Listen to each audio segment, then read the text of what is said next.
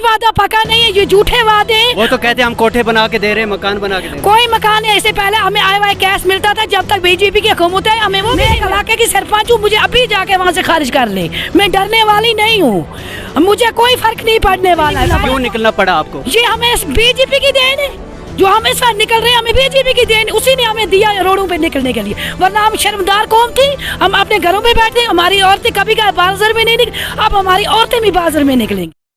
जी नाज़रीन, हमारे साथ मौजूद है तालिब भाई जिन्होंने कल कंगन की सरजमीन पे अपने जूते उतारे थे और उससे तब से लेकर अभी तक वो बिना जूतों के जो है चलते आ रहे हैं। और आज का जो पैदल मार्च था, मैंने देखा कि इन्होंने ऐसे रोड पे जहाँ पे सिर्फ कंकर ही कंकर थे, वहाँ से भी ये पैदल चल के आए हैं। तालिब भाई, क्या लगता है कौम का कितना दर्द है आपके पास? दर्द का तो नहीं पता भाई, लेकिन बस यही है कि बस एक बार अल्लाह करे इन्हीं चीज़ों की वजह से मत खुदा बख्शिश कर दे।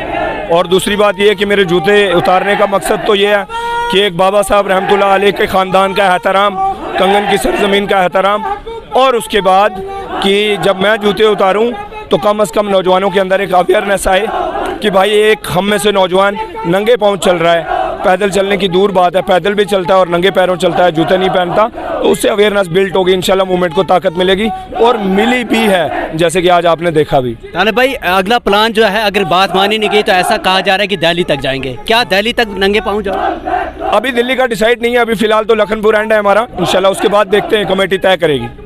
तो क्या लगता है, पाँव में छाले पड़े हैं ऐसा भी सुनने में आया है, लेकिन इतना ज़्यादा दर्द सहने की वजह क्या है?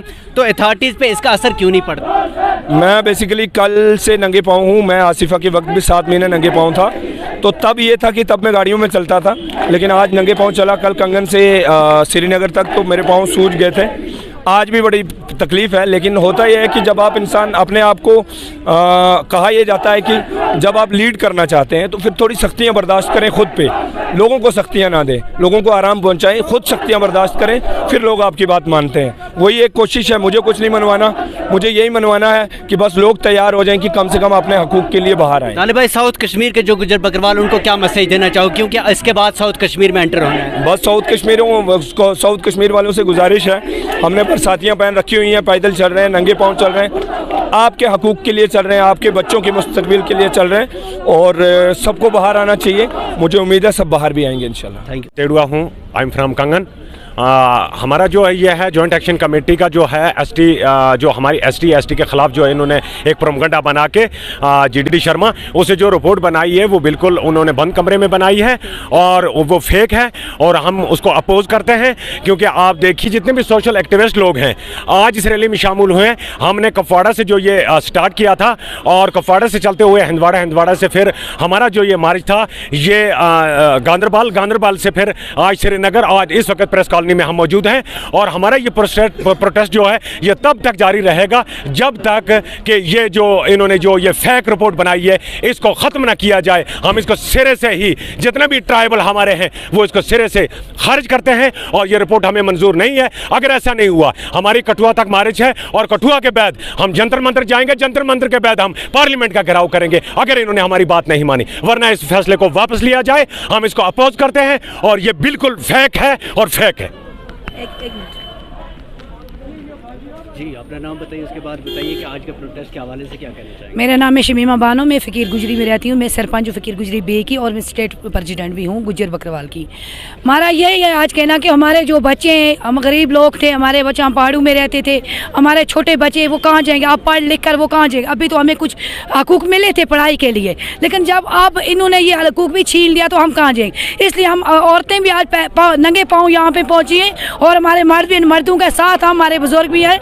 हम जितने भी हमारे औरतें हैं, मर्द हैं, हम नंगे पाँव जाएंगे जहाँ तक हमें, अगर दिल्ली जंतर मंतर पर भी जाना पड़ा हम अपनी औरतों को लेकर हम जाएंगे और जितने जहाँ तक हमारे बुजुर्ग जाएंगे हम उनके साथ जाएंगे। आप गुज्जर बकरवाल कौम की रहनुमाई करते हैं और ख़ासकर गुज्जर बकरवाल जो औरतें उनकी रहनुमाई करते हैं, तो वहीं हमारी एक लीडर बीजेपी की जो परवाज़ जी हैं वो कहती है ये लोग जो है दर बदर घूम रहे हैं, इनके घूमने से कुछ नहीं होता। नहीं, ऐसी वो ये बात बोल रही है कि ये दर बदर घूम रहे हैं, लेकिन मैं उसको ये कहना चाहती, वो हमारी बहन है, वो भी गुज्जर तबके से तक, मैं उसको ये कहना चाहती हूँ कि देखो आज हमारे बच्चों ने और हमारी बच्चियों ने, खास करके आज हमारी बच्चियाँ ज़्यादा पढ़ रही हैं, हमारी बच्चियों ने पढ़ा है, और कम से कम उन बच्चियों की तरफ तो देखें। वो बच्चियाँ कहाँ जाएंगी? जो तो पहाड़ी लोग हैं उनकी छोटी मोटी पढ़ाई करते हैं, वो बाद में टीचर लग जाते हैं, कुछ लग जाते। हमारे बच्चे जवाएँ के होते हैं, जहाँ के दर बदर होते हैं। हमारे पास आज तक कुछ भी नहीं था। आज हम मसा हमने थोड़ा बहुत हमारा गुजारा आया, हमारे बच्चे लगे पढ़ने, क्योंकि हम टोकों पे जाते थे, हम माल नवेश लेकर पहाड़ों पे जाते थे।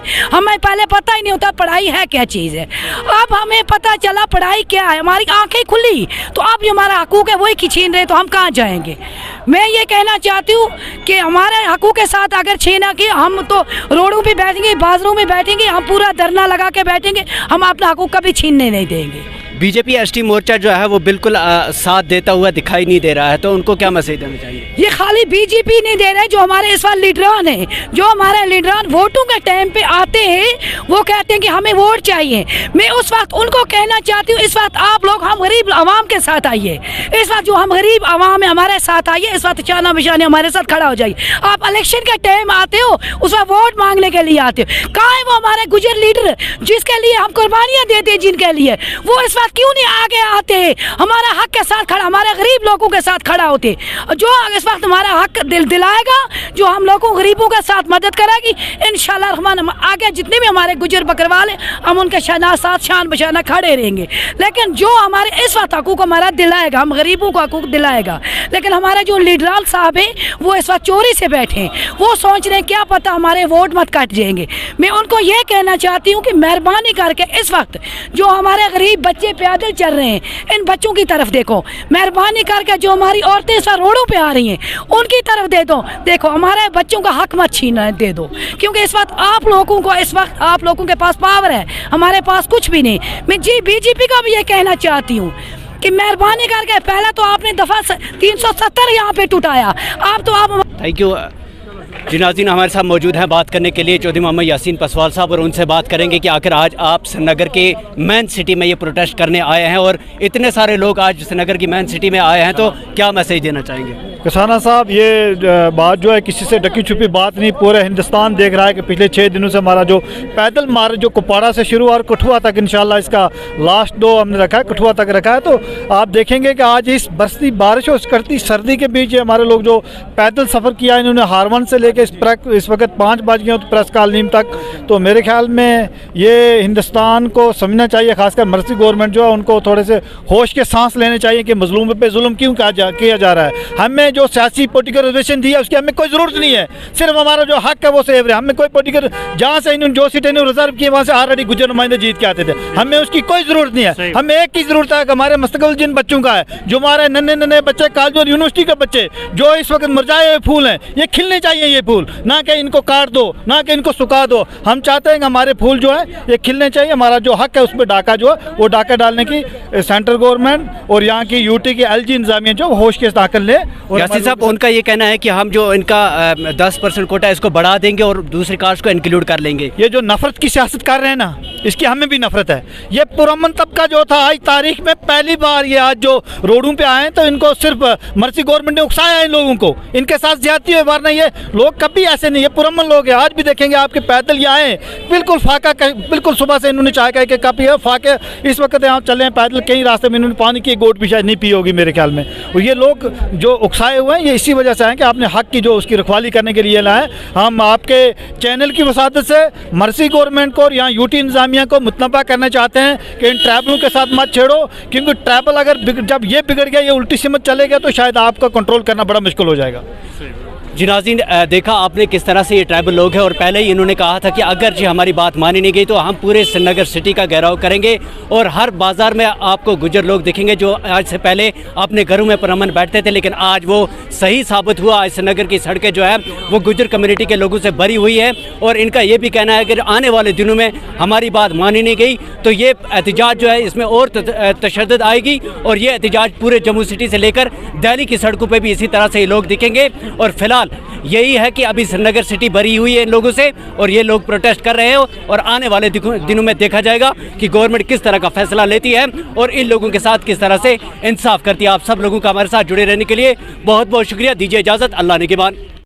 दिन भर के तमाम तरह अपडेट्स पाने के लिए सब्सक्राइब कीजिए हमारी सभी ऑफिशियल चैनल्स को, और साथ ही साथ बेल आइकन भी प्रेस कीजिए ताकि आप तक पहुँचे हर खबर सबसे पहले।